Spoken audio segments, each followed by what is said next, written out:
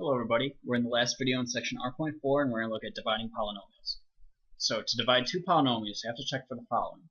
First of all, both the dividend and divisor must be in order by exponent, and second, they can't have any missing terms. So let's say I want to divide 3x squared plus 5x plus 1 by x plus 3. So this is our dividend and this is our divisor. So first of all, is this guy in order? Yes. Whatever degree starts it off here, this is a degree 2. You have to have every term after that. So don't add missing terms to the left of whatever is the first term. You're always adding missing terms to the right. But this guy doesn't have any missing terms and he's in order. I have a squared term, an x term, and a constant. And here I'm dividing by an x term and a constant. So don't put plus and add a 0x squared out here because this is a degree 1. Okay, how do we divide these two things? Well, it's just like how you normally divide two numbers. So let's take a quick example about how we just do regular division of integers. Okay, so let's say I want to take 5 and divide it into 607. So first of all, here the 0 is like holding a place here. This is holding the tens spot. So those zeros, those missing terms are important. So how do we do this problem? No big deal. We say, okay, how many times does 5 go into 6? Right, 1, and then what do you do next? You multiply. So 1 times 5 is 5. Next up, you subtract. So 6 minus 5 is 1. Then you bring down one term and one term only, and you repeat. How many times does 5 go into 10? You say twice. Multiply, subtract, bring down the last term. How many times 5 go into 7? You say once, multiply, and subtract. And this too is called the remainder. Okay, now that we have that fresh in our brain, polynomials work the exact same way. So let's return to the problem. Okay, here's the problem we were working on. So first I write the x plus 3 on the outside, and I'm dividing that into 3x squared plus 5x plus 1. Okay, they need to be in order. We already talked about that. And then this first term of the divisor is the one we look at. This guy is going to kind of dominate all the action. So I got to see, okay, just like how we did with that other problem, how many times does x go into 3x squared? Or alternatively, you can think, well, what do you need to multiply x by to get to 3x squared? That's the way I like to think about it when I'm dividing polynomials. So I know I need a 3, because 3 times 1 is going to give me the 3. So what times x is going to give us x squared? We need one more x. And here's the thing we need to be careful about. We need to multiply to both. So here you're taking a monomial and multiplying it to a binomial. So this is going to give me 3x squared plus 9x. So this is all the same steps as we did before. Now this is very important. The next thing is we need to subtract off this whole polynomial, and this is a chance to make another kind of mistake. You have to distribute in this minus sign. Don't forget about that second term. That's the most common mistake with division, is not applying the minus sign to both terms.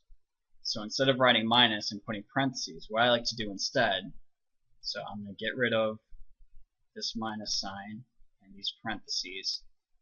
I think about it as, well, we can always turn subtraction into addition. So what I think is, after I do the multiplication, I change my signs on all the terms. And then I just have to add down. It's the same as doing the subtraction. So let's see, 3x squared minus 3x squared, those guys cancel. They always will. That's the point of picking out what you need to multiply up here. Then I got 5x plus a minus 9x, gives me minus 4x, and then I bring down one term, and I repeat. So what I need to multiply x by to get to minus 4x, the answer is a minus 4.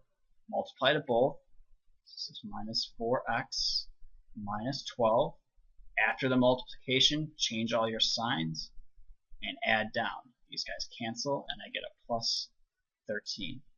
And that is my remainder. So I can write plus remainder over divisor. How can we check this? Well, the opposite of division is multiplication. So if you want to check it, all you have to do is multiply these two together and then add the remainder. So let's take a look at the check. I'm going to give myself some room. Okay, so I multiply these two together and then I add whatever the remainder is. So here we're going to FOIL.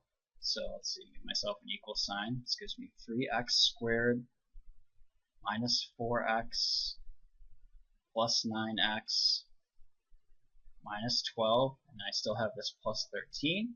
Combine up some like terms, 3x squared minus 4x is plus 9x is plus 5x, and minus 12 plus 13 is plus 1. That is exactly what we had under here. We know we're right.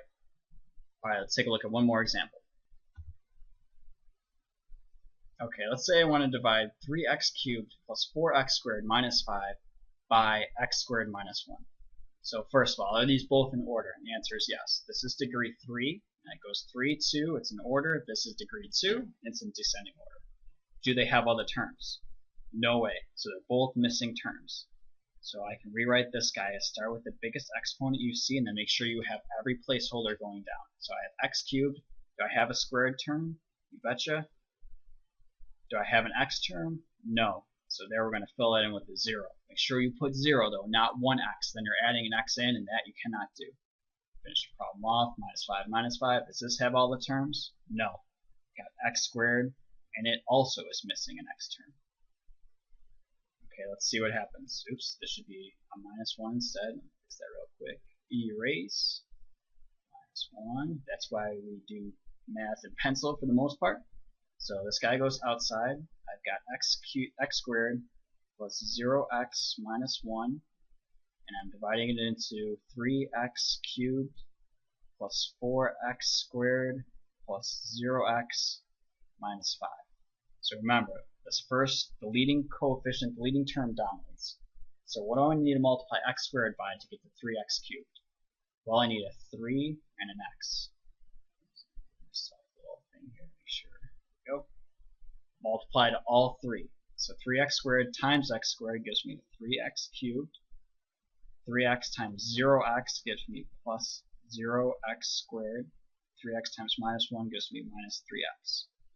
Multiply to all of those, change all your signs, minus, minus, plus, then do addition. These guys cancel.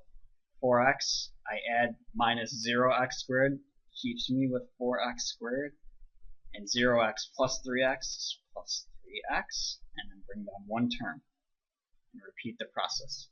So what do I need to multiply x squared by to get to 4x squared? I need a plus 4, multiply to all the terms. Gives me 4x squared. Again, plus 4 times 0 is 0x minus 4. Change all your signs. And then add. These guys cancel. This gives me 3x minus 5 plus 4 gives me minus 1. And that is our remainder. So plus 3x minus 1 over x squared plus 0x minus 1. And that is how you divide polynomials. Hope this video was helpful.